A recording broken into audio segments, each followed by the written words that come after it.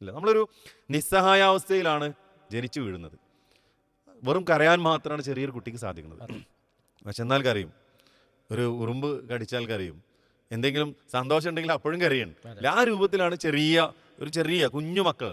പിന്നെ അവിടുന്ന് പതുക്കെ ഒന്ന് കിടത്തിയിടുന്ന എന്ത് ചെയ്യും, കമിഴാൻ വേണ്ടിയിട്ട് പരിശ്രമിക്കും. ഒരു ദിവസം കൊണ്ട് കഴിയില്ല, ഒരാഴ്ച കൊണ്ട് കഴിയില്ല, ഒരുപാട് തവണ ഇതിങ്ങനെ പരിശ്രമിച്ച് ശ്രമിക്കും, തോൽക്കും, വീണ്ടും ശ്രമിക്കും, തോൽക്കും, വീണ്ടും ശ്രമിക്കും. ഇങ്ങനെ നിരന്തരം തോറ്റാണ് എന്ത് ചെയ്യണത്. നമ്മുടെ ജീവിതം ഇങ്ങനെ തന്നെയാണ്. പെട്ടെന്നൊരു പ്രതിസന്ധി ഉണ്ടാവും, ഇനി ഒന്നുമില്ലാന്ന് പറയലല്ല, എവിടെയെങ്കിലും ഒരു ചെറിയൊരു തിരിവ് അവിടെ ഉണ്ടാവും അല്ലേ? ആ തിരിവിലൂടെ കടന്ന് അടുത്ത സ്റ്റെപ്പിലെത്തി. ആ ഉമ്മ പറഞ്ഞ വെച്ചാൽ ആ സമയത്ത് എന്താ അറിയില്ല, എനിക്കൊന്ന് പോയി നോക്കാൻ തോന്നുന്നു. ചെന്ന് നോക്കുമ്പോൾ അവിടെ കാണുന്നത് ഒരു ഷാളിൽ തൂങ്ങി നിൽക്കുന്ന മോളൻ. പക്ഷെ എന്തോ ഭാഗ്യത്തിന് എന്ത് ചെയ്തിട്ടില്ല. അസ്സലാമു അലൈക്കും വറഹ്മത്തുള്ളാഹി വബറകാതുഹു. ബിസ്മില്ലാഹിർ റഹ്മാനിർ റഹീം. അൽഹംദുലില്ലാഹി റബ്ബിൽ ആലമീൻ. അസ്സലാത്തു വസ്സലാമു അലാ റസൂലിൽ അമീൻ വഅലാ ആലിഹി വസഹബിഹി അജ്മഈൻ. അമ്മാ ബഅദ്. പ്രിയപ്പെട്ട പീസ് റേഡിയോ ശ്രോതാക്കളെ, പീസ് റേഡിയോ സ്നേഹക്കൂടിൻ്റെ ഏറ്റവും പുതിയ ഒരു എപ്പിസോഡ് ആരംഭിക്കുകയാണ്. ഇന്ന് നമ്മുടെ സ്നേഹക്കൂടിൽ ടീച്ചറും ട്രെയിനറുമായ ഷമീം എം വണ്ടൂരാണ് നമ്മുടെ കൂടെയുള്ളത്. ഇന്ന് ഈ ആധുനിക കാലഘട്ടത്തിൽ വലിയ പുരോഗതിയും പിന്നെ അതുപോലെ തന്നെ മറ്റുള്ള കാര്യങ്ങളുമെല്ലാം നാം പങ്കുവെക്കാറുണ്ട്. എന്നാൽ മനുഷ്യൻ്റെ മനസ്സ് എന്ന് പറയുന്നത് വളരെ ദുർബലമാണ് എന്നുള്ളത് ചില കാരണങ്ങൾ കൊണ്ട് വ്യക്തമാണ്. നിസ്സാര കാര്യങ്ങൾ നടക്കുമ്പോൾ തന്നെ മനുഷ്യർ, നമ്മുടെ സുഹൃത്തുക്കൾ, സഹോദരങ്ങൾ, യുവതലമുറ പ്രത്യേകിച്ചും നിരാശയിൽ ഉൾപ്പെടുകയും ആത്മഹത്യ വരെ ചെയ്യുന്ന ഒരു അവസ്ഥയിലേക്ക് മാറുകയും ചെയ്യുന്ന ഒരു പ്രവണത ഇന്ന് കണ്ടുകൊണ്ടിരിക്കുകയാണ്. അതുകൊണ്ട് തന്നെ ഇന്നത്തെ സ്നേഹക്കൂടിൽ തോൽവിയും വിജയങ്ങളും, വിജയിക്കാൻ വേണ്ടി മാത്രമല്ല തോൽവിയും നമ്മുടെ കൂടെയുള്ളതാണ്. അതുകൊണ്ട് തോൽക്കുക എന്നുള്ളത് മനുഷ്യ സഹജമായിട്ടുള്ളതാണ് എന്നതാണ് സ്നേഹക്കൂട് ചർച്ച ചെയ്യുന്നത്. നമുക്ക് ഇന്നത്തെ സ്നേഹക്കൂടിൻ്റെ അതിഥിയെ സ്വാഗതം ചെയ്യാം. അസ്സലാമു അലൈക്കും വറഹ്മത്തുള്ളാഹി. വലൈക്കും സ്സലാം വറഹ്മത്തുള്ളാഹി വബറകാത്ത്. നമ്മളിന്ന് ചർച്ച ചെയ്യുന്ന വിഷയത്തെക്കുറിച്ച് പറഞ്ഞല്ലോ. പലപ്പോഴും നമ്മുടെ നാട്ടിൽ പലതും, ഇപ്പോൾ കഴിഞ്ഞ ഫുട്ബോൾ, അതുപോലെ നാട്ടിൽ വേറെ എന്തെങ്കിലുമൊക്കെ ചെറിയ കാര്യങ്ങൾ അല്ലെങ്കിൽ പരീക്ഷ, അതുപോലെ ജീവിതത്തിൽ അല്ലെങ്കിൽ ഒരു ബിസിനസ്, അതൊക്കെ എന്തെങ്കിലും ഒരു ചെറിയ എന്താ പറയുക നഷ്ടത്തിലേക്ക് വരുമ്പോൾ അവിടെ വല്ലാതെ വിഷമിച്ച് ചില ആളുകൾ ആത്മഹത്യയിലേക്ക് വരെ പോകുന്ന ഒരവസ്ഥ കാണാറുണ്ട്. അല്ലെങ്കിൽ ഇനിയൊന്നും നേടാനില്ല, എല്ലാം അവസാനിച്ചു എന്ന രൂപത്തിൽ സംസാരിക്കുന്നത് കാണാൻ സാധിക്കുന്നു. അത്തരമൊരു കാര്യങ്ങൾ നടക്കുമ്പോൾ ഈ സ്നേഹക്കൂടിൽ നിന്നും അവർക്കുള്ളൊരു സ്നേഹമായ ഒരു ഉപദേശം നൽകണമെന്നാണ് തോന്നുന്നത്. ബിസ്മില്ലാ അൽഹംദുലില്ലാഹി റബ്ബിൽ ആലമീൻ അസ്സലാത്തു വസ്സലാമു അലാ റസൂലിൽ അമീൻ വഅലാ ആലിഹി വസഹബി അജ്മഈൻ അമ്മാ ബഅദ്. വളരെ സ്നേഹമുള്ള പ്രേക്ഷകരെ, ആമുഖത്തിൽ പറഞ്ഞതുപോലെ തന്നെ തോൽക്കാൻ പഠിക്കാം എന്നതാവട്ടെ നമ്മുടെ ക്യാപ്ഷൻ എന്ന് എനിക്ക് തോന്നുന്നത്. അതെ. തോൽക്കാൻ പഠിക്കാം. നമ്മളൊക്കെ ജീവിതത്തിൻ്റെ ഓരോ ഘട്ടങ്ങളിൽ വ്യത്യസ്തമായ ആളുകളൊക്കെ എടുത്ത് പരിശോധിച്ച് നോക്കുമ്പോൾ ചില ആളുകളെ നമുക്ക് കാണാൻ പറ്റും, തോൽവി ഒരു ചെറിയ രൂപത്തിൽ വരുമ്പോഴേക്കും പാടെ നിരാശരടഞ്ഞ് ജീവിതം എന്നേക്കും ഇനി അവസാനിച്ചു എന്ന് പരിതപിക്കുകയോ അല്ലെങ്കിൽ ആത്മഹത്യ ചെയ്യുന്ന ഒരു വിഭാഗം ആളുകൾ.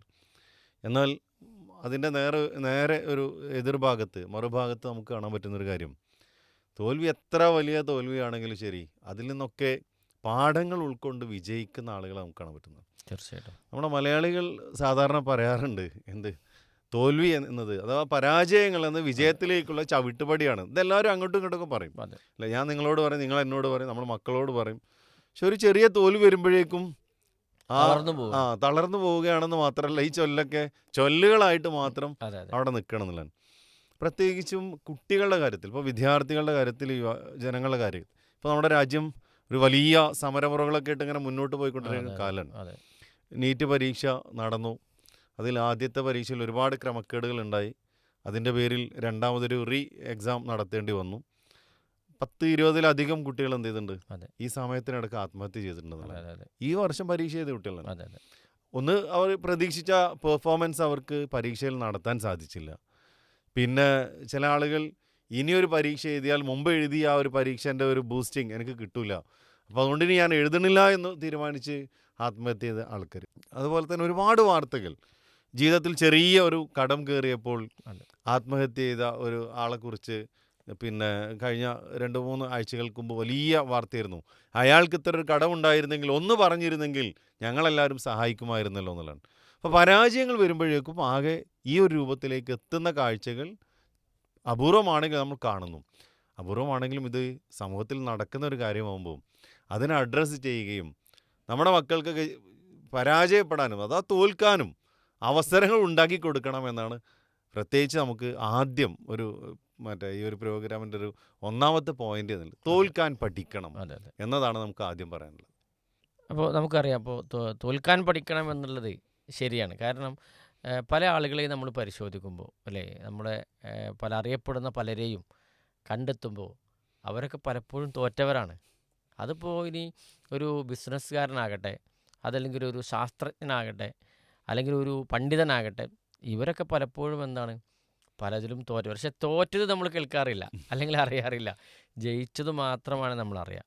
അതുകൊണ്ട് ഈ തോൽക്കുക എന്നുള്ളത് എന്താണ്, ഒരു പക്ഷേ അത് വിജയത്തിലേക്കുള്ള ഒരു ബൂസ്റ്റിങ് തന്നെ ആയിരിക്കും. ചവിട്ടുപടികൾ തന്നെയാണ്, അതിൽ യാതൊരു സംശയമില്ല. ഇപ്പോൾ ഇവിടെ പ്രത്യേകിച്ചും നമ്മളുടെ ഒരു കുട്ടിക്കാലഘട്ടം പലപ്പോഴും ഇതൊക്കെ നമ്മൾ പറയുമ്പോൾ അറിയോ നമ്മളെ കാലത്ത് അങ്ങനെയൊക്കെ ഇരുന്നു. പക്ഷേ ഏത് നാട്ടിൻ പുറങ്ങളിൽ ഏതൊരു കാലഘട്ടത്തിലും ഓരോ പിന്നെ എന്താ പറയുക ഘട്ടങ്ങൾ ഉണ്ടാവാറുണ്ട് അല്ലേ, പുരോഗതിയുടെ ഘട്ടങ്ങൾ. അപ്പോൾ നമ്മുടെയൊക്കെ ഒരു കാലഘട്ടം, എൻ്റെയൊക്കെ ഒരു കുട്ടിക്കാലം ഞാൻ ആലോചിക്കുമ്പോൾ അന്ന് പിന്നെ ക്രിക്കറ്റൊക്കെ കാണാൻ വേണ്ടിയിട്ട് ഒരാളുടെ വീട്ടിൽ ഒരുമിച്ച് കൂടും. ആ വലിയ പിന്നെ ആൻറ്റീനയാണ് ഉണ്ടാവുക, അത് അങ്ങോട്ട് തിരിച്ച് ഇങ്ങോട്ട് തിരിച്ച് ക്ലിയർ ഇല്ലാത്തൊരു കാഴ്ചയൊക്കെയാണെന്ന് കാണാം. ഇന്നത്തെ ആ രൂപത്തിലുള്ളൊരു കാഴ്ച കാണാൻ നമ്മുടെ കുട്ടികൾ ഒരിക്കലും ഒരുക്കമല്ല എന്നുള്ളത്. അത് മാത്രമല്ല കൂട്ടം കൂടിയുള്ള ഒരുപാട് കളികളുണ്ട് അല്ല. ഈ കളികളിൽ ഒരു ടീം ജയിക്കും, അതെല്ലാ കാലത്തും അങ്ങനെയാണല്ലോ. ഒരു ടീം തോൽക്കും, ആ തോൽക്കുന്ന ടീമിനെ നന്നായി കളിയാക്കലും കാര്യങ്ങളൊക്കെ ഉണ്ടാവും, ചെറിയ ചെറിയ അങ്ങോട്ടും ഇങ്ങോട്ടുള്ള പ്രശ്നങ്ങളുണ്ട്. പക്ഷേ ആ ആളുകൾ അവിടുന്ന് അവസാനം തിരിച്ചു പോകണത് എങ്ങനെയാണ്, വിജയിക്കണമെന്ന ഒരു ആത്മവിശ്വാസത്തോടു കൂടിയാണ്. തൊട്ടടുത്ത ദിവസം വരുന്നു, ചിലപ്പോൾ അവർ ജയിച്ചേക്കാം, അല്ലെങ്കിൽ തോറ്റ ടീമിനെ വീണ്ടും തോറ്റേക്കാം. ഇതൊക്കെ ലൈഫിൽ വരുന്നുണ്ട്. പക്ഷെ ആ തോൽവികളൊന്നും എന്ത് ചെയ്തിട്ടില്ല, അന്ന് നമ്മളെ ആരെയും അസ്വസ്ഥമാക്കിയിട്ടുണ്ടായിരുന്നുള്ളതാണ്. അപ്പോൾ ഒരു ചെറിയ സങ്കടം ഉണ്ടെങ്കിലും അപ്പോൾ തിരിച്ചു പോണ സമയത്തൊക്കെ നമ്മുടെ മനസ്സിലുണ്ടാവുന്ന നാളെ എന്തായാലും ഒന്നും കൂടി ഉഷാറായിട്ട് കളിച്ച് അവിടെ വിജയിക്കണം എന്നാണ്. ഇന്ന് അവിടെ മക്കളെ നമ്മൾ ഈ ഒരു രൂപത്തിലേക്ക് ഒന്ന് പരിശോധിക്കണമെങ്കിൽ ഇതുപോലുള്ള പരാജയങ്ങൾ ഉൾക്കൊള്ളാൻ അവർ മാനസികമായി തയ്യാറാവാറില്ല എന്നുള്ളതാണ്. നമ്മൾ ആലോചിക്കുക, നമ്മളെ കുട്ടികളൊക്കെ ഫോണുകളിൽ വ്യത്യസ്തമായ കളികൾ കളിക്കാറുണ്ട് അല്ലേ. ഏത് കുട്ടികളാണെങ്കിലും ഫോണിൽ കളിക്കാറുണ്ട് എന്നുള്ളതാണ്.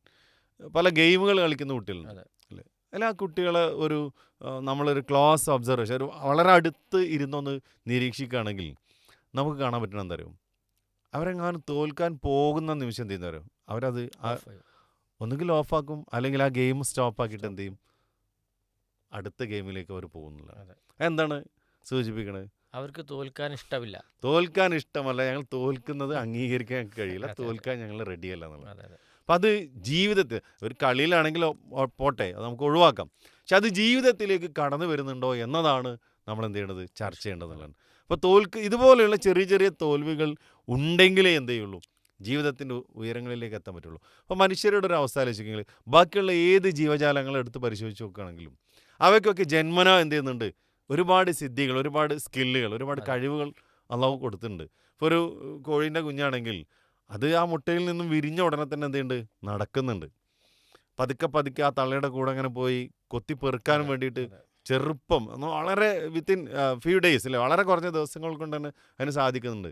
ഒരു പശു പ്രസവിച്ച ഉടനെ തന്നെ അതിന് കുഞ്ഞെന്തുണ്ട്, ആ പശുക്കുട്ടി അതിൻ്റെ അകിടിലേക്ക് സ്വയം നടന്നു പോവുകയും പാല് കുടിക്കുകയും ചെയ്യുന്നുണ്ട്. അപ്പോൾ ഏത് മൃഗങ്ങളെടുത്ത് പരിശോധിച്ചാണെങ്കിൽ ഈ രൂപത്തിൽ നമുക്ക് കാണാൻ പറ്റുക. പക്ഷേ മനുഷ്യരുടെ ജീവിതം അങ്ങനെയല്ല ഇല്ല. നമ്മളൊരു നിസ്സഹായാവസ്ഥയിലാണ് ജനിച്ചു വീഴുന്നത്. വെറും കരയാൻ മാത്രമാണ് ചെറിയൊരു കുട്ടിക്ക് സാധിക്കുന്നത്. പക്ഷെ എന്നാൽ കരയും, ഒരു ഉറുമ്പ് കടിച്ചാൽ കരയും, എന്തെങ്കിലും സന്തോഷം ഉണ്ടെങ്കിൽ അപ്പോഴും കരയാണ്. ആ രൂപത്തിലാണ് ചെറിയ കുഞ്ഞു മക്കൾ. പിന്നെ അവിടുന്ന് പതുക്കെ ഒന്ന് കിടത്തി അവിടുന്ന് എന്ത് ചെയ്യും, കമിഴാൻ വേണ്ടിയിട്ട് പരിശ്രമിക്കും. ഒരു ദിവസം കൊണ്ട് കഴിയില്ല, ഒരാഴ്ച കൊണ്ട് കഴിയില്ല, ഒരുപാട് തവണ ഇതിങ്ങനെ ശ്രമിക്കും, തോൽക്കും, വീണ്ടും ശ്രമിക്കും, തോൽക്കും, വീണ്ടും ശ്രമിക്കും. ഇങ്ങനെ നിരന്തരം തോറ്റാണ് എന്ത് ചെയ്യണത്, ഒരു ദിവസം എന്ത് ചെയ്യണത്, ഈ കമിഴ്ന്ന് കടക്കാൻ വേണ്ടിയിട്ട് നമ്മൾ പഠിക്കണം എന്നുള്ളതാണ്. അവസാനം ഈ കമിഴ്ന്നോടൊന്ന് ഒന്ന് നീങ്ങാൻ വേണ്ടിയിട്ട് പരിശ്രമിച്ച് നോക്കും. ഒരു ദിവസം കൊണ്ട് കഴിയില്ല, ഒരു അറ്റംപ്റ്റ് കൊണ്ട് കഴിയില്ല, നിരന്തരം ദിവസങ്ങളോളമുള്ള പരിശ്രമം കൊണ്ടാണ് എന്ത് ചെയ്യണത്, ഒന്ന് ആ കമിഴ്ന്ന് കിടന്ന സ്ഥലത്ത് നിന്ന് ഒരല്പം മൂവ് ചെയ്യാൻ സാധിക്കണമെന്നുണ്ട്. പിന്നെ പതിയെ മുട്ട് കുത്താൻ തുടങ്ങുന്നു, അല്ലെങ്കിൽ ഇരിക്കാൻ തുടങ്ങുന്നു. ഇരിക്കുന്നിടന്ന് പിന്നെ പിടിച്ച് നിൽക്കാൻ വേണ്ടിയിട്ട് ഒരുപാട് ദിവസങ്ങളുടെ ആഴ്ചകളുടെ പരിശ്രമങ്ങൾ. ഇതൊക്കെ എന്താണ്? മനുഷ്യ, നീ ഒരുപാട് തോൽവികൾ അനുഭവിച്ചിട്ട് വേണം നീ വിജയിക്കാൻ, അല്ലേ? ഇതാണ് ശരിക്കും. അപ്പോൾ നമ്മുടെ ഒരു സൃഷ്ടിപ്പിൽ തന്നെ അള്ളാഹു സുബ്ഹാനഹു വ തആല ആ രൂപത്തിലാണെങ്കിൽ ചെറിയ ചെറിയ പരാജയങ്ങളൊക്കെ നമ്മുടെ ലൈഫിലുണ്ടാവും. അത് എന്നേക്കുമുള്ളൊരു പരാജയമല്ലാതിരിക്കാൻ വേണ്ടി നമ്മൾ എന്ത് ചെയ്യും? ബോധപൂർവമായ ശ്രമം നടത്തുക എന്നുള്ളതാണ്. ആ ഒരു കാര്യം മനസ്സിൽ കണ്ടല്ലേ. ഞാൻ ജനിച്ചപ്പോൾ ഒന്നുമില്ലായിരുന്നല്ലോ, ഇപ്പോൾ അൽഹംദുലില്ലാഹ് ഈ രൂപത്തിലേക്ക് ഞാൻ എത്തിയല്ലോ. അപ്പോൾ ഇനിയും നേട്ടങ്ങൾ നേടാനും നല്ല കാര്യങ്ങളിലേക്ക് എത്താനൊക്കെ എനിക്ക് സാധിക്കും. ഈ ഒരു ഇപ്പോൾ ഉള്ള ഞാൻ ഈ തോറ്റ അല്ലെങ്കിൽ ഞാൻ ഈ പരാജയപ്പെട്ട ഈ ഒരു അവസരത്തിനെ ഞാൻ സ്വന്തം ഒന്ന് മനസ്സിലാക്കി അതിൽ നിന്നും പാഠം ഉൾക്കൊണ്ടുകൊണ്ട് മുന്നോട്ട് പോവുകയാണ് വേണ്ടത് എന്നാണ് ഓരോരുത്തരും തീരുമാനിക്കേണ്ടതുള്ളത്. അതെ. ഇപ്പോൾ ഞാൻ ഇത് പറഞ്ഞപ്പോൾ ഞാൻ എൻ്റെ മോനെയും കൊണ്ട് നമ്മൾ ബൈക്കിൽ യാത്ര ചെയ്യണം. അപ്പോൾ യാത്രയിൽ റെയിൽവേ ഗേറ്റ് എത്തി, നല്ല തിരക്കാണ്. പിന്നെ തിരക്ക്. അപ്പോൾ നമുക്ക് ഇനിയിപ്പോൾ എന്താ ഉള്ളത്? ഇനി മുന്നോട്ട് പോകാൻ കഴിയില്ല, അത്രയും നല്ല തിരക്കാണ്. അപ്പോൾ നമ്മളെന്ത് ചെയ്തു? കിട്ടിയ ഗ്യാപ്പിൽ കൂടെ ബൈക്ക് എടുത്ത് അങ്ങോട്ട് കട്ട് ചെയ്ത് ഇങ്ങോട്ട് കട്ട് ചെയ്ത് നമ്മളെന്ത് ചെയ്യും? ചെറുതായിട്ട് ഇങ്ങനെ എവിടെയെങ്കിലും ഗ്യാപ്പ് കിട്ടിയാൽ നമ്മളങ്ങനെ മുന്നോട്ട് പോകും. എന്നിട്ട് ഞാൻ വെറുതെ അവനോട് ചോദിച്ചു, നിനക്ക് എന്തെങ്കിലും മനസ്സിലായോ? ഇല്ല. ഞാൻ പറഞ്ഞു, നമ്മൾ അവിടെ തന്നെ നിൽക്കുകയാണെങ്കിൽ, നമ്മൾ വരുമ്പോൾ 1 കിലോമീറ്റർ ഇപ്പുറത്താണ് നമ്മൾ നിൽക്കേണ്ടത്. പക്ഷേ നമ്മൾ എവിടെയെങ്കിലും സൈഡ് കിട്ടി, എവിടെ ഗ്യാപ്പ് കിട്ടി, ആ ഗ്യാപ്പ് കൂടെ ഒക്കെ കടന്നു പോയി നമ്മൾ മുമ്പിലെത്തി. നമ്മളിപ്പോൾ വളരെ സ്മൂത്തായിട്ട് പോവാണ്. നമ്മുടെ ജീവിതം ഇങ്ങനെ തന്നെയാണ്. പെട്ടെന്നൊരു പ്രതിസന്ധി ഉണ്ടാവും. ഇനി ഒന്നുമില്ല എന്ന് പറയലല്ല, എവിടെയെങ്കിലും ഒരു ചെറിയൊരു തിരിവ് അവിടെ ഉണ്ടാവും, അല്ലേ? ആ തിരിവിലൂടെ കടന്ന് അടുത്ത സ്റ്റെപ്പിലെത്തി അങ്ങനെ നമ്മൾ പോയി തിരക്കൊക്കെ കഴിഞ്ഞ് പിന്നെ നമുക്ക് സ്മൂത്തായി പോകുന്നത് പോലെ തന്നെ ജീവിതത്തിൽ നമുക്ക് പോകാൻ പറ്റും. ഈ ഒരു തിരിച്ചറിവ് ശരിക്ക് നമ്മൾ മൊത്തത്തിൽ മനസ്സിലാക്കേണ്ടതുണ്ട്. അതെ, അതുതന്നെയാണ് നമുക്ക് പറയുള്ളത്. ഇപ്പോൾ ഈ കഴിഞ്ഞ വെക്കേഷൻ്റെ സമയത്ത് ഒരു 10ാം ക്ലാസ്സിൽ നിന്നും അത്യാവശ്യം കുഴപ്പമില്ലാത്തൊരു മാർക്ക് വാങ്ങിയ ഒരു പെൺകുട്ടി അവളുടെ കൂട്ടുകാരുടെ കൂടെ ഒന്ന് കറങ്ങാൻ വേണ്ടിയിട്ട് ചോദിക്കും, അല്ലേ? വിജയിച്ച ഒരു സന്തോഷമൊക്കെ കൂട്ടുകാരികളുടെ കൂടെ ഒക്കെ ഒന്ന് പുറത്ത് പോകാൻ വേണ്ടിയിട്ട് ചോദിച്ചു. രക്ഷിതാവ് മടിച്ചിട്ടാണെങ്കിലും സമ്മതം കൊടുത്തു എന്നുള്ളതാണ്. അങ്ങനെ പറഞ്ഞ സ്ഥലത്ത് നിന്ന് വേറെ എവിടേക്കോ അവർ കറങ്ങി വൈകുന്നേരമാണ്, ഉച്ചയ്ക്ക് വരാമെന്ന് പറഞ്ഞ കുട്ടികൾ വൈകുന്നേരമാണ് വന്നത്. അപ്പോൾ വൈകുന്നേരം വരുമ്പോൾ സ്വാഭാവികമായിട്ടും ഞാനായാലും നിങ്ങളായാലും ഏതൊരു രക്ഷിതാവാണെങ്കിലും തങ്ങളുടെ മക്കളോട് ചോദിക്കുന്ന ചോദ്യം, എന്താ വൈകിയത്? എവിടേക്കാണ് നിങ്ങൾ പോയത്? ആരൊക്കെയായിരുന്നു എൻ്റെ കൂടെ ഉണ്ടായിരുന്നത്? എന്തുകൊണ്ട് ഇത്ര വൈകി? അപ്പോൾ ഈ കുട്ടി ഒക്കെ പറഞ്ഞു. ഉമ്മ അത് വിശ്വസിക്കുകയും ചെയ്തു. പക്ഷേ കുറച്ച് കഴിഞ്ഞിട്ട് ഒരു 10-20 മിനിറ്റ് കഴിഞ്ഞപ്പോൾ ഇവരെ കൂടെ പോയിരുന്ന ഒരു കൂട്ടുകാരിയുടെ ഒരു ഉമ്മ വിളിച്ചിട്ട് പറയണത്, അവർ ഇന്ന സ്ഥലങ്ങളിലൊക്കെ പോയിട്ടുണ്ട്, അവിടെയൊക്കെ കറങ്ങിയിട്ടുണ്ട്, ഇന്ന ഹോട്ടലിൽ പോയിട്ടുണ്ട്, അത് കഴിഞ്ഞിട്ട് ഇന്ന സ്ഥലത്ത്. അങ്ങനെ ഉച്ചയ്ക്ക് വരാമെന്ന് പറഞ്ഞ കുട്ടികൾ വൈകുന്നേരമാവാൻ പല സ്ഥലങ്ങളിലൂടെ കറങ്ങിയിട്ടാണ് എന്ത് ചെയ്ത് അവർ എത്തിയിട്ടുള്ളത്. അതൊന്നും ഈ കുട്ടി എന്ത് ചെയ്തിട്ടില്ല, ഉമ്മനോട് പറഞ്ഞിട്ടില്ല. അപ്പോൾ കളവ് പറഞ്ഞു. അപ്പോൾ ഈ കളവ് പറഞ്ഞതിൻ്റെ ഒരു സങ്കടം ആ ഉമ്മ എന്ത് ചെയ്യാണ്, ഈ കുട്ടീനോട് പറയാണ്, ഇത്രയൊക്കെ നീ എന്ത് പറഞ്ഞാലും ഞാൻ സമ്മതിക്കാറുണ്ട്, വിശ്വസിക്കാറുണ്ട്, നീ എന്നോട് കളവ് പറഞ്ഞല്ലോ എന്ന് പറഞ്ഞിട്ട് ചെറിയ ഒരു വടിയെടുത്തിട്ട് 2 അടി കൊടുത്തു. ആ ഉമ്മ പറയണത് വെച്ചാൽ അത്ര സങ്കടമായിരുന്നു സാറേ, എനിക്കൊരു നിലക്കും അത് ഉൾക്കൊള്ളാൻ പറ്റിയില്ല. കാരണം അവൾ എന്ത് പറഞ്ഞാലും നമ്മളൊക്കെ എന്ത് ചെയ്യാറുണ്ട്, ഏറെ റിസ്ക് എടുത്തിട്ടാണെങ്കിൽ അത് ചെയ്തു കൊടുക്കാറുണ്ടല്ലോ. അങ്ങനെ അത് കഴിഞ്ഞ് തൊട്ടടുത്ത ദിവസം ഈ ഉമ്മ മോളോട് പറയണം, 10ാം ക്ലാസ് കഴിഞ്ഞ് വെക്കേഷനൊക്കെ ആണല്ലോ, ഇന്നൊരു കാര്യം ചെയ്യും, ഇന്നലെ നിനക്ക് കറങ്ങാൻ വേണ്ടിയിട്ട് പോകാൻ എത്ര പെട്ടെന്നാണ് നിൻ്റെ പണിയൊക്കെ നീ തീർത്ത്, ഇന്ന് എനിക്ക് കുറച്ച് സുഖമില്ല, എനിക്ക് തലവേദനയൊക്കെ ഉണ്ട്, അതുകൊണ്ട് എല്ലാ പണിയും വേഗം എടുത്തോ എന്ന് പറഞ്ഞിട്ട് അത്രമാത്രമേ പറഞ്ഞിട്ടുള്ളൂ, വേറെ ഒന്നും ആ ഉമ്മ പറഞ്ഞിട്ടില്ല എന്ന് അവരോട് പറഞ്ഞു. പക്ഷേ ഈ കുട്ടി ഉമ്മ പറഞ്ഞു കേട്ടിട്ട് അല്പം ഒന്നും തിരിച്ചൊന്നും പറയാതെ റൂമിലേക്ക് പോവുകയും വാതിലടക്കുകയും ചെയ്യുന്നു. ഒരു 5-10 മിനിറ്റ് കഴിഞ്ഞിട്ടും എന്ത് ചെയ്യണില്ല, വാതിൽ ഒരനക്കും കാര്യങ്ങളൊന്നും കാണില്ല. അല്ലെങ്കിൽ ഉമ്മ എന്തോ ആ ഉമ്മ പറഞ്ഞു വെച്ചാൽ ആ സമയത്ത് എന്താ അറിയില്ല, എനിക്കൊന്ന് പോയി നോക്കാൻ തോന്നുന്നു. ചെന്ന് നോക്കുമ്പോൾ അവിടെ കാണുന്നത് ഒരു ഷാളിൽ തൂങ്ങി നിൽക്കുന്ന മോളാണ്. പക്ഷെ എന്തോ ഭാഗ്യത്തിന് എന്ത് ചെയ്തിട്ടില്ല, ആ കുട്ടിയുടെ ജീവൻ നഷ്ടപ്പെട്ടില്ല. അവിടെ മകനെ വിളിക്കുകയും വേഗം കത്തി കൊണ്ടുവരാൻ പറയും, അറക്കുകയും പെട്ടെന്ന് തന്നെ അടുത്തുള്ള ഹോസ്പിറ്റലിലേക്ക് എത്തിക്കുകയും ചെയ്യും. ഒരു സൺഡേ ആണ്, ഒരു ഞായറാഴ്ചയാണത്. അങ്ങനെ അവസാനം ഇവർ നല്ലൊരു ഹോസ്പിറ്റലിലേക്ക് എത്തി ഒരാഴ്ചത്തെ നല്ലൊരു ട്രീറ്റ്മെൻറ്റ് കൊണ്ട് എന്ത് ചെയ്തു, ഇവർക്ക് ഈ കുട്ടിക്ക് നല്ലൊരു അവസ്ഥയിലേക്ക് എത്താൻ പറ്റി. പക്ഷെ ആ ഉമ്മ പറയുന്ന ചില വാക്കുകൾ, അതാണ് ഈ ഒരു സമയത്ത് നമ്മളല്ലേ. അതിനുശേഷം പലപ്പോഴും നമ്മളെ പല കാര്യങ്ങൾക്ക് അവർ വിളിക്കുകയും എൻ്റെ മനസ്സിന് ഇപ്പോഴും അത് പാകപ്പെട്ടിട്ടില്ല, ഇനി എന്തെങ്കിലും ഇതുപോലെയുള്ള പരിശ്രമങ്ങൾ എൻ്റെ കുട്ടികൾ ചെയ്യുമോ, അറ്റംപ്റ്റ് നടത്തുമോ, ആ ഒരു പേടിയാണ് എനിക്ക്, രാത്രി ഉറക്കമില്ല, അങ്ങനെ ഒരുപാട് ആദികളോടുണ്ട്. അപ്പോൾ ലാസ്റ്റ് ഇവർ ഹോസ്പിറ്റലിലൊക്കെ കഴിഞ്ഞ് തിരിച്ചു വരുന്ന സമയത്ത് ഹോസ്പിറ്റൽ ബില്ലായത് ഏകദേശം 2 ലക്ഷം രൂപയുടെ അടുത്താണ്. അതെ. അപ്പോൾ ഞാൻ ഒരു പാരൻസ് സെഷനിൽ പാരൻസ് മീറ്റിങ്ങിൻ്റെ സമയത്ത് ഞാൻ ചോദിച്ചു ഒരു ഷാളിന് എത്ര വില എന്ന് ചോദിച്ചു.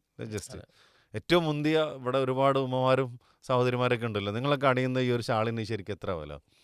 അപ്പോൾ ഇവർ പറഞ്ഞു അല്ല ഏറ്റവും മുന്തിയൊരു ഷാളാണെങ്കിൽ അപ്പോൾ അവർ പറഞ്ഞു 1000 രൂപയൊക്കെ മാക്സിമം വരുള്ളൂ. അപ്പോൾ ഓരോ പുതിയ പുതിയ ഷാളിൻ്റെ പേരൊക്കെ അവർ പറഞ്ഞു. അതെ. അപ്പോൾ ഞാൻ പറഞ്ഞു എന്നാൽ കഴിഞ്ഞ വെക്കേഷനിൽ ഞാൻ പരിചയപ്പെട്ടൊരു ഷാള്, ആ ഷാളിന് ഏകദേശം 2 ലക്ഷം രൂപ. അതിൽ ഇവരൊക്കെ എല്ലാവരും വലിയ കണ്ണുകളോടെ മേലേക്ക് നോക്കും. 2 ലക്ഷം രൂപേൻ്റെയൊക്കെ ഷാളോ? ഞാൻ പറഞ്ഞു ഇതാണ് സംഭവം. അപ്പോൾ ഈ പറഞ്ഞ സംഭവം പറഞ്ഞു. അപ്പോൾ നമ്മുടെ മക്കളൊക്കെ ഒരു ചെറിയ പ്രതിസന്ധി ഉണ്ടാകുമ്പോഴേക്കും തകർന്നു പോകുന്ന ഒരു അവസ്ഥയിലേക്കാണ് വരുന്നത്. അതെ. ഇതിപ്പോൾ ഒരു ഉമ്മ ആ കുട്ടി ചെയ്തൊരു മിസ്റ്റേക്ക്, ആ ഉമ്മയുടെ സങ്കടം അതൊരു ദേഷ്യമായിട്ട് പ്രകടിപ്പിച്ചപ്പോൾ അതൊന്ന് ഉൾക്കൊള്ളാൻ പോലും 16ഉം 17ഉം വയസ്സൊക്കെ പ്രായമെത്തിയ കുട്ടികൾക്ക് സാധിക്കണില്ല എന്ന് പറഞ്ഞാൽ അതിൻ്റെ ഒരു അവസ്ഥ നിങ്ങൾ ആലോചിക്കുക.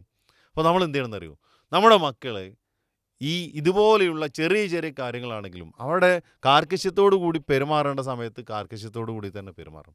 എന്നാൽ അത് ഒരു ദേഷ്യം പ്രകടിപ്പിക്കാനോ അതല്ലെങ്കിൽ അവരോടുള്ള ദേഷ്യം പ്രകടമാക്കാനോ അല്ല, മറിച്ച് അവരോടുള്ള സ്നേഹമാണ് എന്നുള്ളത് ബോധ്യപ്പെടാൻ എന്ത് ചെയ്യണം, ബോധ്യപ്പെടുത്തി കൊടുക്കുകയാണെന്ന്. വെറും ദേഷ്യം മാത്രമല്ലല്ലോ, നമ്മുടെ സ്നേഹം അവരെ അനുഭവിക്കണ്ടല്ലോ. അപ്പം ഇതുപോലെയുള്ള ഘട്ടങ്ങൾ വരുമ്പോൾ എന്തിനാണ് നമ്മൾ ദേഷ്യപ്പെട്ടത് അല്ലെങ്കിൽ എന്തിനാണ് നമ്മൾ ദേഷ്യപ്പെടുന്നത് എന്ന് കൂടി എന്ത് ചെയ്യുക, നമ്മുടെ മക്കളെ നമ്മൾ ബോധ്യപ്പെടുത്തുന്നുള്ളത്. അതുപോലെ ചെറിയ ചെറിയ പരാജയങ്ങളൊക്കെ ഉണ്ടാകുമ്പോൾ ചില രക്ഷിതാക്കളും അങ്ങനെ ഉണ്ട്. എല്ലാ പരീക്ഷയിലും എൻ്റെ കുട്ടി മുഴുവൻ മാർക്കും വാങ്ങി വരണം, അതില്ലെങ്കിൽ ആ കുട്ടികൾക്ക് ഒരു സുഖവും കൊടുക്കാത്ത, ഒരു പിന്നെന്താ പറയുക സപ്പോർട്ടും കൊടുക്കാത്ത എത്രയോ രക്ഷിതാക്കളെ കാണാം. ഈ കാര്യം പറയുമ്പോൾ എനിക്ക് പ്രത്യേകിച്ച് പറയാനുള്ളത് ഇവിടെ ഉമ്മമാരാണ് ഒരു സ്റ്റെപ്പ് മുന്നിൽ അല്ലേ, അവർക്കാണ്. ഇപ്പോൾ പുരുഷന്മാരെ സംബന്ധിച്ച് അവരത്ര ഇപ്പോൾ 1 മാർക്ക് അല്ലെങ്കിൽ 2 മാർക്ക്, ഒരു ക്ലാസ്സിൽ 35, 40, 50 കുട്ടികളൊക്കെ അടുത്തുണ്ടാവും. ഈ 50 കുട്ടികൾ പരീക്ഷ എഴുതുമ്പോൾ നമ്മളെ കുട്ടി മാത്രം എല്ലാ പരീക്ഷയിലും 1ാം സ്ഥാനം വാങ്ങണം എന്നൊരു പിടിവാശി, അമിതമായൊരു താല്പര്യം, അമിതമായൊരു വാശി നമുക്ക് ഇതേ പാടില്ല, ഉണ്ടാവാൻ പാടില്ല. കാരണം അതേ കാലിബറുള്ള മറ്റു കുട്ടികളില്ലേ അല്ലേ. ഈ പരീക്ഷയ്ക്ക് ഇവൻ ഒരല്പം കുറഞ്ഞിട്ടുണ്ടെങ്കിൽ അത് വേറൊരു കുട്ടി നന്നായി പരിശ്രമിച്ചുകൊണ്ടാണ്. അവിടെ നമ്മുടെ മോനെ നമ്മൾ പറഞ്ഞ് മനസ്സിലാക്കേണ്ടത് സാരല്ലേ, മോനാണെങ്കിൽ മോളാണ് നമ്മൾ പറയേണ്ടത്, സാരില്ല ഇപ്രാവശ്യം നീ ശ്രമിച്ചതിനേക്കാൾ കൂടുതൽ പരിശ്രമം അവന് കിട്ടി. ഇടയ്ക്കൊക്കെ ഇതുപോലെയുള്ള ഒരു തിരിച്ചടി ഉണ്ടാകുമ്പോൾ ഇനി അടുത്ത പരീക്ഷയ്ക്ക് നല്ല അടിപൊളിയായിട്ട് എഴുതാൻ കൂടി നിനക്കുള്ള ഒരു പാടാണ്. ആ സമയത്ത് നമ്മൾ എന്താ ചെയ്യുക, ഈ രൂപത്തിലാണ് പറയുന്നതെങ്കിൽ ആ കുട്ടിക്കും തോന്നും ശരിയല്ലേ, ഞാൻ എവിടേക്കോ ഉഴപ്പിയിട്ടില്ലേ, അതുകൊണ്ടല്ലേ എനിക്ക് 1ാം സ്ഥാനം കിട്ടാതെ പോയത്. തീർച്ചയായിട്ടും അല്ലേ, ആ ഒരു ബോധം കുട്ടിക്ക് വരും. ഇത് നമ്മൾ നേരെ തിരിച്ചിങ്ങനെ പറയണമെങ്കിൽ കണ്ടോ നീ പഠിച്ചില്ല, അവർ കണ്ടില്ലേ, ഒരു കുറ്റപ്പെടുത്തലാണ് ഈ സമയത്ത് നടത്തുന്നതെങ്കിൽ ആ കുട്ടിയുടെ മനോധൈര്യം മുഴുവൻ ചോർന്നു പോകും.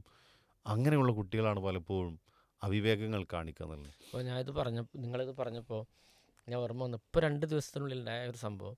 ഇപ്പോൾ എൻ്റെ ചെറിയ മോളുണ്ട്, ചെറിയ ക്ലാസ്സിലാണ് പഠിക്കുന്നത്. അപ്പോൾ ഈ കുട്ടികൾക്ക് ഓരോ സമയത്തും ഓരോന്ന് പഠിച്ച് ഓരോ പാട്ടും ആംഗ്യപ്പാട്ടൊക്കെ ആയിട്ട് ചെല്ലണമല്ലോ. അപ്പോൾ കഴിഞ്ഞ സമയത്ത് അവൾ ക്ലാസ്സിൽ 3rd വന്നത്. അപ്പോൾ ആ സമയത്ത് 3rd കിട്ടിയിട്ടുണ്ടെങ്കിലും അവിടെ എന്ത് വെച്ചാൽ നമ്മളൊന്ന് പ്രോത്സാഹിപ്പിച്ചു, ഒരു സമ്മാനമൊക്കെ വാങ്ങിക്കൊടുത്ത്, പിന്നെ വന്നപ്പോൾ ഒരു വിഷമം ഉണ്ടായിരുന്നു, കാരണം 1ാം സ്ഥാനം ആയില്ലല്ലോ എന്നുള്ളൊരു.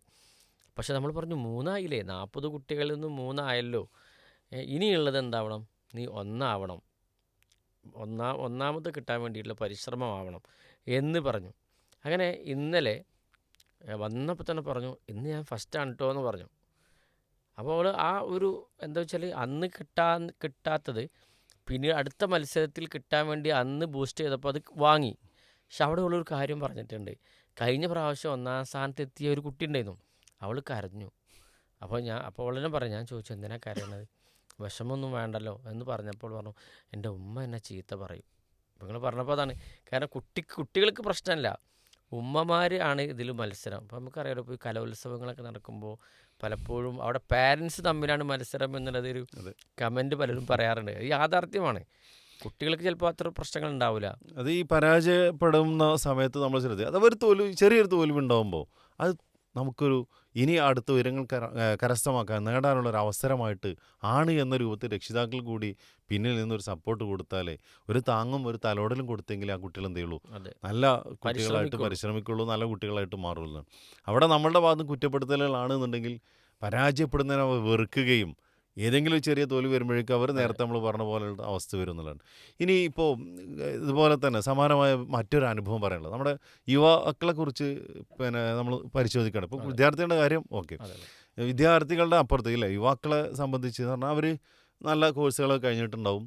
അതുപോലെ തന്നെ അല്ലെങ്കിൽ ജീവിതത്തിൻ്റെ ഏതെങ്കിലും ഒരു മേഖലയിലേക്ക് കടക്കണം എന്ന താല്പര്യത്തോടു കൂടിയിട്ട് കയറും.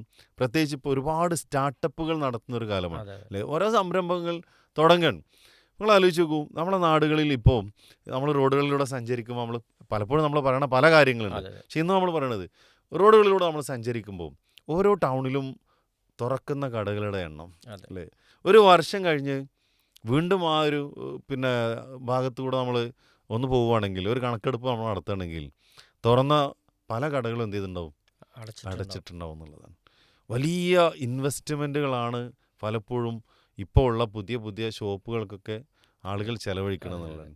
അപ്പോൾ ഒരാൾ അദ്ദേഹം വലിയ പൈസക്കാരനാണ്, നല്ല സമ്പന്നനാണ്, അദ്ദേഹം നല്ല ഒരുപാട് ബിസിനസ് നടത്തുന്നതാണ്. അപ്പോൾ അദ്ദേഹത്തിന് ഒരു ഒറ്റ മകനാണുള്ളത്, ബാക്കി 4 പെൺകുട്ടികളാണ്.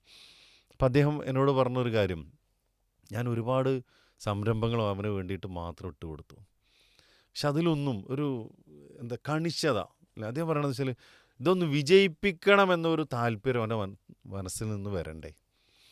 അതൊക്കെ ഇങ്ങനെ വലിയ ആവേശത്തിൽ തുടങ്ങും, കുറച്ച് കഴിയുമ്പോഴേക്കും എന്ത് ചെയ്യും, അത് ഇട്ടേച്ച് പോകും. എനിക്ക് മടുത്തിട്ടുണ്ട്. ഞാൻ അപ്പോൾ ഇങ്ങനെ ആലോചിക്കണം, എന്താ പറയുക, ഇതൊക്കെ ഇങ്ങനെ ഒഴിവാക്കിയിട്ട് സ്വസ്ഥമായിട്ട് ഇനി വേറെ എന്തെങ്കിലുമൊക്കെ കാര്യങ്ങൾ ആലോചിച്ച്, ഇവരെ കാര്യങ്ങൾ ആലോചിച്ച് നമ്മളെന്തിനാണ് ടെൻഷൻ അടിക്കുന്നത്? നമ്മളെ ക്യാഷ് പോകുന്നു, അതിനേക്കാൾ നമ്മളെ പിന്നെ ടെൻഷൻ അടിച്ച് ഇങ്ങനെ അതിൻ്റെ പിന്നാലെ അതെന്തോന്നുള്ളത്. അപ്പോൾ യുവാക്കളോട് നമുക്ക് പറയാനുള്ളത്, നമ്മൾ ഇന്ന് കാണുന്ന പല വലിയ വലിയ ബ്രാൻഡുകളൊന്നും ഒരു ദിനം കൊണ്ടോ ഒരു വർഷം കൊണ്ടോ 2 വർഷം കൊണ്ടോ ഒന്നും ഉണ്ടായതല്ല എന്നുള്ളതാണ്. അവരൊക്കെ കഠിനാധ്വാനം ചെയ്ത ആ കഠിനാധ്വാനത്തിൻ്റെ ഫലങ്ങളാണ് ഇന്ന് കാണുന്ന ഏതൊരു വലിയ ബ്രാൻഡുകളും വലിയ ബിസിനസ് സ്ഥാപനങ്ങളും നമുക്ക് മനസ്സിലാക്കണം. നമ്മളൊരു തുടക്കം തുടങ്ങി ആദ്യത്തെ മാസം തന്നെ വലിയ ലാഭമൊക്കെ കിട്ടണമെന്ന് പ്രതീക്ഷിക്കുകയാണെങ്കിൽ നമ്മൾ ആ പരിപാടി തുടങ്ങാൻ അർഹനല്ല എന്നുള്ള നമ്മൾ മനസ്സിലാക്കണം.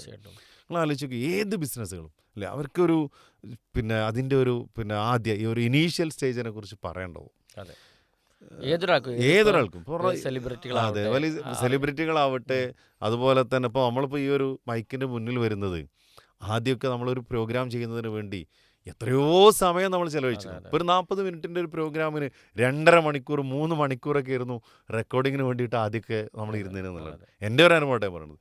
അത് കഴിഞ്ഞാൽ അൽഹംദുലില്ലാഹ് നമ്മൾ റെഫർ ചെയ്ത് കൃത്യമായി വരുന്നു, കൃത്യസമയത്തിനകത്ത് തന്നെ. അപ്പോൾ ഏതൊരു കാര്യം പ്രാക്ടീസ് ചെയ്ത് ഓരോ മിസ്റ്റേക്കുകൾ ഉണ്ടാകുമ്പോൾ അതിനെയൊക്കെ തരണം ചെയ്ത് മുന്നോട്ട് പോകുമ്പോഴാണ് അവയൊക്കെ വിജയിപ്പിച്ചെടുക്കാൻ നമുക്ക് സാധിക്കുക എന്നുള്ളതാണ്. അപ്പോൾ നിരന്തരമായ പരിശ്രമം അല്ലേ. അതുപോലെ ഇപ്പോൾ തോമസ് ആൽവ എഡിസനെ കുറിച്ച് പറയാറുണ്ട്, ബൾബ് കണ്ടെത്തിയതിന് പിന്നിൽ അദ്ദേഹം 1000ഓളം തവണ പരിശ്രമങ്ങൾ നടത്തിയിട്ടുണ്ടെന്നുള്ളതാണ്. അദ്ദേഹത്തിനോട് അതിനെക്കുറിച്ച് ചോദിക്കുമ്പോൾ ഇത് പലപ്പോഴും പല സ്റ്റോറികളായിട്ട് നമ്മളൊക്കെ കേൾക്കുന്ന കാര്യങ്ങളാണ്. അപ്പോൾ അദ്ദേഹം പറഞ്ഞത് 1000 തവണയും ഞാൻ പഠിച്ചത് എങ്ങനെ ഉണ്ടാക്കാൻ പാടില്ല എന്നുള്ളതാണ്. അത് കഴിഞ്ഞ് ഇത് വിജയിച്ചപ്പോഴാണ് എനിക്ക് മനസ്സിലായത് ഇത് ഈ രൂപത്തിലാണ് ചെയ്യേണ്ടതെന്നുള്ളതാണ്. ഇതാണ് ഏതൊരു കാര്യത്തിലും. അപ്പോൾ നമ്മളവിടെ ആലോചിക്ക്, ടെക്നീഷ്യന്മാരായ ആൾക്കാരുണ്ടാവും, മെക്കാനിക്കലായിട്ടുള്ള ആൾക്കാരുണ്ടാവും, അതുപോലെ ഓരോ മേഖലയിൽ അവരൊക്കെ ഒരു ദിവസം കൊണ്ടല്ലല്ലോ ആ ഒരു മേഖലയിലേക്ക് എത്തിയത്. അപ്പോൾ ഒരു ചെറിയൊരു സംഭവം പറയാറുണ്ടല്ലോ, ഒരു ആൾ വഴിയിൽ വാഹനം കുടുങ്ങിയിട്ട് മണിക്കൂറുകളോളം കാത്തു നിന്നു, അവസാനം അതിൻ്റെ ആ പണി അറിയുന്ന ഒരാൾ വന്നിട്ട് അയാളൊരു ആമർ എടുത്തിട്ടൊരു മേട്ടം മേടിയിരുന്നു. വണ്ടി ശരിയായി, പക്ഷെ അയാളുടെ ഫീസ് ചോദിച്ചപ്പോൾ അയാൾ നല്ലൊരു ക്യാഷ് വാങ്ങി. അപ്പോൾ എന്താ ഇത്രയും എന്ന് ചോദിച്ചപ്പോൾ മറുപടി ഇതാണ്, കാരണം ഇന്നലെയൊന്നും കൊണ്ട് പഠിച്ചതല്ല, ഇത് വർഷങ്ങളോളം അയാൾ മനസ്സിലാക്കിയതാണ്. ഇപ്പോൾ ഫുട്ബോൾ വേൾഡ് കപ്പ് അവസാനിച്ച ഒരു കാലം തന്നെയാണ് ഇപ്പോൾ. ഇപ്പോൾ ക്ലാസ്സിലേക്കൊക്കെ ഈ മത്സരം കഴിഞ്ഞ് പോകുന്ന സമയത്ത് ഭയങ്കര സ്വാഭാവികമായിട്ടും ഫാനിൻ്റെ ആൾക്കാരുണ്ടാവുമല്ലോ, അവരങ്ങോട്ടും ഇങ്ങോട്ടും. പക്ഷെ ഇതൊരു എന്താ പറയുക, നിയന്ത്രിക്കാൻ പറ്റാത്തതിൻ്റെ അപ്പുറത്തേക്ക് എത്തുന്നുണ്ടോ എന്ന് നമ്മൾ പരിശോധിക്കണം ഒന്ന്. അപ്പോൾ ഞാൻ ആ കുട്ടികളുടെ തർക്കം കണ്ടിട്ടാണ് ക്ലാസ്സിലേക്ക് എൻ്റർ ചെയ്യുന്നത്. അപ്പോൾ ഞാൻ ചെന്നപ്പോൾ എല്ലാവരും ടീച്ചേഴ്സ് ചെല്ലുമ്പോൾ സ്വാഭാവികമായിട്ട് അവരാറുണ്ടല്ലോ. അതിൽ ഞാൻ പറഞ്ഞു, ഞാനും നിങ്ങളുടെ കൂടെ ഈ ഒരു തർക്കത്തിന് ഞാനുണ്ട്. ഞാൻ ജസ്റ്റ് വെറുതെ കുറച്ച് കാര്യങ്ങളിങ്ങനെ, എനിക്കറിയാം ഏറ്റവും പ്രധാനപ്പെട്ട കുറച്ച് ടീമിൻ്റെ ഫാനുകളാണല്ലോ മൊത്തത്തിലുണ്ടാവുക. അല്ലെങ്കിൽ ഞാൻ പറഞ്ഞത് ഇതൊക്കെ കഴിയട്ടെ, ഇപ്രാവശ്യം ലോകകപ്പ് നേടിയ സ്പെയിനിൻ്റെ അനുകൂലിച്ചുകൊണ്ട് ആദ്യം ഉണ്ടായിരുന്ന ഏതെങ്കിലും ആൾക്കാർ ഇവിടെ ഉണ്ടോ എന്ന് ചോദിച്ചു. അപ്പോൾ ആ ക്ലാസ്സിൽ ഒരാൾ പോലും സ്പെയിൻ എന്ന ഒരു ടീമിന് എന്ത് ചെയ്യണില്ല, ഇല്ല. ശരി, ഇനി നിങ്ങൾക്ക് ആർക്കാ ഈ മത്സരത്തിനെ കുറിച്ച് പറയാനും തർക്കിക്കാനും അർഹത ഉള്ളതെന്ന് വെച്ചാൽ അതിൽ പിന്നെ ആരും മിണ്ടണില്ല. അതിൽ പറഞ്ഞു, സാർ ഞങ്ങൾ അർജൻറ്റീനക്കാരാണ്, ഫൈനലിൽ വരെ എത്തിയില്ല. ഫൈനലിലല്ലേ തോറ്റത്, അപ്പോൾ അത് പറഞ്ഞ് തീരുമ്പോഴേക്ക് മറ്റുള്ളതാണ് ഫൈനലിൽ നിങ്ങൾ കളിച്ചിട്ടല്ലോ, നിങ്ങൾ ഫൈനലിലേക്ക് എത്താൻ തന്നെ ഒരർഹതയില്ലല്ലോ. അപ്പോൾ ഞാൻ പറഞ്ഞു ഓക്കെ ശരി, അർഹത ഉണ്ടോ ഇല്ല ഒക്കെ നിൽക്കട്ടെ. നമ്മൾ ആലോചിക്കുക ഈ വർഷത്തെ വേൾഡ് കപ്പിൽ എത്രത്തോളം രാജ്യങ്ങൾ പങ്കെടുത്തു. ഈ പങ്കെടുത്ത മുഴുവൻ രാജ്യത്തിൻ്റെ ടീമുകളും അവരാ പിന്നെ മെക്സിക്കോയിലേക്കാവട്ടെ, കാനഡയിലേക്കാവട്ടെ, അമേരിക്കയിലേക്കാവട്ടെ മത്സരത്തിന് വേണ്ടി എത്തിയത് തോൽക്കാനാണോ ജയിക്കാനാണോ? കുട്ടികളുടെ എല്ലാവരും ജയിക്കാനാണെന്ന് പറഞ്ഞു. ശരി, എത്ര ടീമിനാണ് ജയിക്കാൻ സാധിക്കുക? ഫൈനലിൽ കപ്പ് നേടുന്ന ഒരൊറ്റ ടീം മാത്രമല്ല. അപ്പോൾ ബാക്കിയുള്ളവരൊക്കെ ഏതായാലും വരുമ്പോൾ എല്ലാവരും തോൽക്കുമെന്ന് പ്രതീക്ഷിച്ചിട്ട് ആരും വരുന്നില്ല. വിജയിക്കണമെന്ന അതിയായ ആഗ്രഹത്തോട് കൂടിയിട്ടാണ് എല്ലാവരും അങ്ങോട്ടേക്ക് എത്തിയത്. പക്ഷെ എല്ലാവർക്കും അറിയാം ഒരു ടീമിന് എന്തേ ഉള്ളൂ, വിജയിക്കാൻ സാധിക്കുള്ളൂ എന്ന്. മക്കളെ, ഇനി നിങ്ങൾ ആലോചിക്കുകയും ഈ പരാജയങ്ങളൊക്കെ നേരിടുമ്പോഴും ആ കളിക്കാർ ഗ്രൗണ്ടിൽ വെച്ച് പരസ്പരം അല്ലേ, അവിടെ വിജയിച്ച ടീമിലെ ആളുകൾ പരാജയപ്പെട്ട ടീമിലെ ആളുകൾ പോയിട്ട് എന്ത് ചെയ്യുന്നുണ്ട്, ആശ്വസിപ്പിക്കുന്ന കാഴ്ചകളാണ്. ചിലതൊക്കെ ഇമോഷണലായിട്ട് വൈകാരികമായ കാഴ്ചകളുണ്ട്. അവരണിഞ്ഞ ജേഴ്സികളെ പരസ്പരം അങ്ങോട്ടും ഇങ്ങോട്ടും കൈമാറുന്നു, ആ സ്നേഹവും പിന്നെ സൗഹൃദമൊക്കെ പങ്കുവെക്കുന്നു. ഇതാണ് നമ്മൾ മനസ്സിലാക്കുന്നത്. അവിടെ തോറ്റതിൻ്റെ പേരിൽ അമിതമായ പിന്നെ ടെൻഷൻ അടിച്ചിട്ടുണ്ടോ നിരാശ അടിച്ചിട്ടോ പോയിട്ടില്ല. ചില ടീമുകളൊക്കെ അങ്ങനെ ഉണ്ട്, അത് പോട്ടെ, അത് നമ്മൾ ഒരു കോമൺലി പറയേണ്ട കാര്യങ്ങളല്ലല്ലോ. ഭൂരിഭാഗം കളിക്കാരും പരാജയപ്പെട്ടപ്പോഴും നിരാശയുണ്ടെങ്കിലും സങ്കടമുണ്ടെങ്കിലും അവർ ഉടനെ എന്ത് ചെയ്യാണ്, അതിൽ നിന്ന് കയറി വന്ന് വിജയിച്ച ആളുകളെ അപ്രീഷിയേറ്റ് ചെയ്യുന്നു. അവർ പരസ്പരം അങ്ങോട്ടും ഇങ്ങോട്ടും കൈ കൊടുത്തുകൊണ്ട് തിരിച്ചു പോകണം. അവരാ പരാജയപ്പെട്ട് നാട്ടിലേക്ക് തിരിച്ചു പോയിട്ട് വീട്ടിൽ കരഞ്ഞിരിക്കുകയല്ല അവരാരും ചെയ്യണത്. മറിച്ച് ക്ലബ് മത്സരങ്ങളിൽ പങ്കെടുക്കുന്ന കളിക്കാർ അതിനുവേണ്ടിയുള്ള ഒരുക്കങ്ങൾ തുടങ്ങി. ബാക്കിയുള്ള മറ്റു പല ആളുകൾ അവരുടെ കുടുംബത്തോടൊപ്പം സമയം ചെലവഴിക്കും അല്ലേ. അവിടെ സമയം തോറ്റ ഒരു നിരാശയായിട്ട് ഒരു ആളുടെ വീഡിയോ അല്ലെങ്കിൽ ഒരാളുടെ കാര്യം നമ്മൾ കാണില്ല. അപ്പം ഇതാണ് ജീവിതത്തിൽ നമ്മൾ പകർത്തേണ്ട ഒരു കാര്യം അല്ലേ. ഫുട്ബോൾ ടീമിലെ ഒരാളും ആത്മഹത്യ ചെയ്യുക അങ്ങനെയൊന്നും ചെയ്തിട്ടില്ല. പക്ഷെ നമ്മളെ നാട്ടിലാണ് എന്ത് ചെയ്യണത്, നിരാശരാകുന്നതും അടികൂടുന്നതും ആത്മഹത്യ ചെയ്യുന്നു. അതെ, അതാണ് ആ ഒരു പോയിന്റിലേക്ക് നമ്മൾ ഇനി വരുന്നത്. അപ്പോൾ ഇവരൊക്കെ നമുക്ക് മുന്നിൽ നൽകുന്ന വലിയൊരു പാഠമാണ് ഹനീഫ് ഭായി നമ്മളോട് ഇപ്പോൾ പറഞ്ഞത്. അഥവാ അവരാരും തോറ്റതിൻ്റെ പേരിൽ പിന്നെ അമിതമായ ഒരു സങ്കടമായിട്ട് പോവുക, ആത്മഹത്യ ചെയ്യുകയോ, അവരൊക്കെ ജീവിതത്തിൽ ഇപ്പോഴും ഉണ്ട് അല്ലെ, ആത്മഹത്യ കാര്യങ്ങളൊന്നും ആലോചിച്ചിട്ടില്ല. അവരിനി ചെയ്യുന്നത് അവർ പരാജയപ്പെട്ടതിൽ നിന്ന് തുടങ്ങണം. അടുത്തൊരു പ്രാവശ്യത്തേക്ക് എത്തുമ്പോൾ അവരുടെ ഒരു കരിയറിലേക്ക് തിരിഞ്ഞു നോക്കുമ്പോൾ നേട്ടങ്ങൾ നേടാനും ഇനിയും മികച്ച കളികൾ കാഴ്ചവെക്കാനുമുള്ള പരിശ്രമത്തിലേക്കാണ് അവർ അടുത്ത കാലുകൾ വെച്ചിട്ടുള്ളതാണ്. അത് തന്നെയാണ് നമ്മുടെ ജീവിതത്തിൽ നമ്മൾ ചെയ്യേണ്ടത്. എവിടെയാണോ നമുക്ക് ഫോൾട്ടുകൾ പറ്റിയുള്ളത്, എവിടെയാണോ നമുക്ക് തിരുത്തലുകൾ ആവശ്യമായത്, ആ തിരുത്തലുകൾ മനസ്സിലാക്കി അത് തിരുത്തി മുന്നോട്ട് പോകുമ്പോഴാണ് യഥാർത്ഥമായ വിജയങ്ങൾ നമ്മളിലേക്ക് എത്തുക എന്നുള്ളതാണ് നമ്മൾ മനസ്സിലാക്കേണ്ടതെന്നുള്ളതാണ്. അപ്പോൾ നമുക്ക് സമൂഹത്തിനോട് പറയാനുള്ളത്, പിന്നെ തോറ്റ് നമ്മൾ പിന്മാറുകയല്ല അല്ലേ, മുന്നിലേക്കെത്താനുള്ള ഒരു ഊർജ്ജം നമ്മൾ സംരംഭിക്കണം അല്ലേ. അതെ, ആ ഊർജ്ജം കൈവരിക്കാനാണ് നമ്മൾ എന്ത് ചെയ്യണം, ഈ പ്രോഗ്രാമൊക്കെ നമ്മൾ നടത്തുന്നത്. അപ്പോൾ ലോകത്ത് ഏറ്റവും അധികം വിൽക്കപ്പെട്ട പുസ്തകങ്ങളിൽപ്പെട്ട ഒരു പുസ്തകമാണ് ഹാരി പോട്ടർ എന്ന് പറയുന്നത്, ജെ.കെ. റൗളിങ്ങിൻ്റെ പുസ്തകം. ഏറ്റവും അധികം വിൽക്കപ്പെട്ട പുസ്തകമായിട്ടാണ് കണക്കാക്കപ്പെടുന്നത്. ആ ജെ.കെ. റൗളിങ്ങിൻ്റെ ഈ പിന്നെ ഹാരി പോട്ടറിൻ്റെ പിന്നിലൊരു വലിയ ചരിത്രമുണ്ട്, കഥയുണ്ട് എന്നുള്ളതാണ്. എന്താണെന്ന് വെച്ച് കഴിഞ്ഞാൽ അദ്ദേഹം ഈ പുസ്തകം എഴുതിയിട്ട് അന്നത്തെ പ്രസാധകരുടെ അടുത്തേക്ക് അതൊന്ന് പബ്ലിഷ് ചെയ്യാൻ വേണ്ടിയിട്ട് കയ്യും കാലും പിടിച്ച് ചെന്നിട്ടുണ്ടെന്നുള്ളതാണ് അല്ലേ. ഓരോ പ്രസാധകരുടെ അടുത്തേക്ക് പോവും, അവരത് നോക്കും, അത് മടക്കി വെക്കും, ഞങ്ങളുടെ കമ്പനിയിൽ ഇത് പ്രസിദ്ധീകരിക്കാൻ സാധിക്കുകയില്ല, അങ്ങനെ തിരിച്ചയച്ചിട്ടുണ്ടെന്നുള്ളതാണ് അല്ലേ. അവസാനം നിങ്ങൾ ആലോചിക്കേ, ഇപ്പോൾ ആ ജെ.കെ. റൗളിങ്ങിൻ്റെ ഈ ഒരു ഹാരി പോട്ടർ ലോകത്ത് തന്നെ ഏറ്റവും അധികം വിൽക്കപ്പെട്ട പുസ്തകങ്ങളുടെ കൂട്ടത്തിൽ ഒന്നാണെങ്കിൽ, അപ്പോൾ അന്ന് അവരെങ്ങാനും, ഇപ്പോൾ ഞാനെപ്പോഴും നമ്മൾ ഒക്കെ മനസ്സിലാക്കേണ്ടി വരാം, ആദ്യത്തെ ഒരു 4-5 പ്രസാധകരുടെ അടുത്ത് പോയി അവർ തിരിച്ചയക്കുമ്പോൾ ഇത് എന്താ അതൊക്കെ പ്രസിദ്ധീകരിക്കുക, അതൊന്നും പറ്റൂല എന്ന് തിരിച്ചയക്കുമ്പോൾ സ്വാഭാവികമായിട്ടും അവരുടെ മനസ്സിലുണ്ടാവേണ്ടത് എന്താണ്, ഞാനിനിയിപ്പോൾ എന്തിനാ അതിന് വേണ്ടിയിട്ട് നടക്കണത് അല്ലേ, ഇതവിടെ കിടക്കട്ടെ എന്നൊരു ചവറിലിടേണ്ട ഒരു രൂപത്തിലേക്കായിരുന്നു എത്തേണ്ടത്. പക്ഷെ അവരെന്ത് ചെയ്യാണ്, തൻ്റെ ആ ഒരു പ്രതീക്ഷ കൈവിടാതെ ഓരോ വാതിലുകളിലും പോയി മുട്ടി അവസാനം ഏറ്റവും അധികം പിന്നെ സമ്പത്ത് അതിലൂടെ അവർ കരസ്ഥമാക്കി എന്നുള്ളതാണ്. അങ്ങനെ ഏത് കാര്യത്തിലും, ഇപ്പോൾ ഇതൊരു ബുക്കിൻ്റെ ആണെങ്കിൽ നേരത്തെ നമ്മൾ തോമസ് ആൽവ എഡിസന്റെ ഒരു ചരിത്രം പറഞ്ഞു. കേരളത്തിൽ തന്നെ പ്രഗത്ഭനായ ഒരു ഗായകനുണ്ട്. അദ്ദേഹം ആ ചെറുപ്രായത്തിൽ ആകാശവാണിയിലേക്ക് അദ്ദേഹത്തിൻ്റെ ശബ്ദം നൽകാൻ വേണ്ടിയിട്ട്, വാർത്ത വായിക്കാനും മറ്റുള്ള അദ്ദേഹത്തിൻ്റെ ശബ്ദം പറ്റൂല എന്ന് പറഞ്ഞ്, കൊള്ളൂല എന്ന് പറഞ്ഞ് അയാൾ ഒഴിവാക്കി. ഇന്നും അയാൾ പ്രഗത്ഭനായ ഒരു വ്യക്തിയാണ്.